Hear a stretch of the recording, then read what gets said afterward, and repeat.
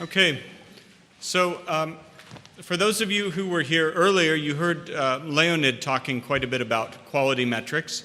I'm going to be presenting about something that has been covered to some extent in previous multilingual web workshops, and this has to do with the multidimensional quality metrics framework, which was developed within the Qt Launchpad project. Now, as background that may be obvious to most of you, one of the questions we routinely get is, why isn't there one translation quality metric?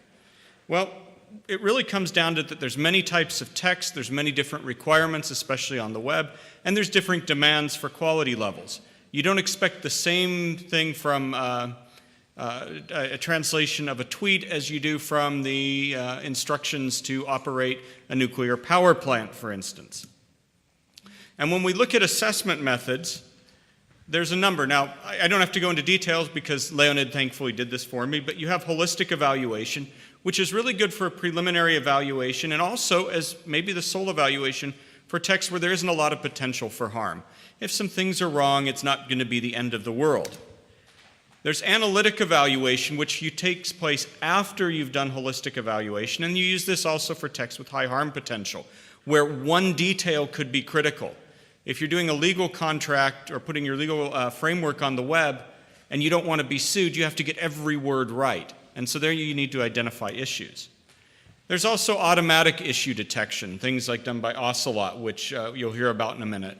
And then there's quality estimation, which is an emerging field where computers can look at texts and their translations and come up with a good idea of about what the quality levels would be. They might break them down into different things like adequacy and fluency, but they give you a good idea of maybe where you need to look at problems to help you target your efforts. But in doing all this, what can be forgotten is that we really need to have a way of telling what's important. Leonid talked about this in terms of thresholds. In the outgrowth of the Qt Launchpad project, we talk about this in terms of specifications. Up front, you need to have explained what your requirements are for a translation job.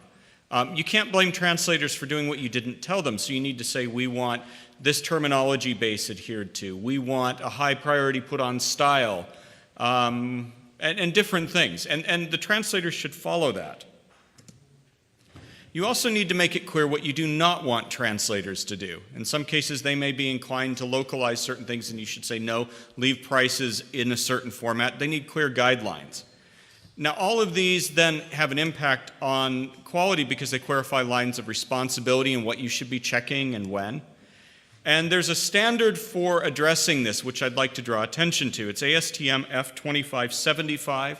That's a 2014 revision, and it's a standard that defines parameters, translation quality parameters for projects, and then these need to be tied into metrics. Now, we don't have a lot of time to do this, but the nice thing about the multidimensional quality metrics framework is that it's more than just a catalog, although it is that. We have guidelines on using different categories, and we're setting forth currently. It's a little weak in the current draft, but a forthcoming one will have detailed guidelines on how you actually go about selecting the issues you want to check so that you can start creating metrics that are relevant for web content. And say we have, I don't know, a knowledge base, or we have advertising and different things, and it starts providing a way to do that. And also you can look at different methods I mentioned, automatic, quality estimation, and so forth. Now, the other big question we always get is, well, okay, it's nice you guys are doing MQM, but Taos is doing DQF. So which one should I use? And the good news, and this is ongoing right now within the framework of the Qt21 project, is that these are being harmonized. It's about 98% done. There's still a few little sticking points that should be resolved in the next few weeks. And we're now also working with Leonid and the project called LQA to hopefully harmonize that as much as possible. Now, they have a little bit different purpose, but we want to make sure where we can standardize that we're actually sharing assumptions and not creating a problem where you have to pick and choose. The new version, as I mentioned, will contain some specific guidance on linking to specifications in the ASTM F2575 approach. And this is going to be something that's new that hasn't really been done before in the industry, and that will help get us away from one-size-fits-all models. And so with that, I am done, and I think probably about in time.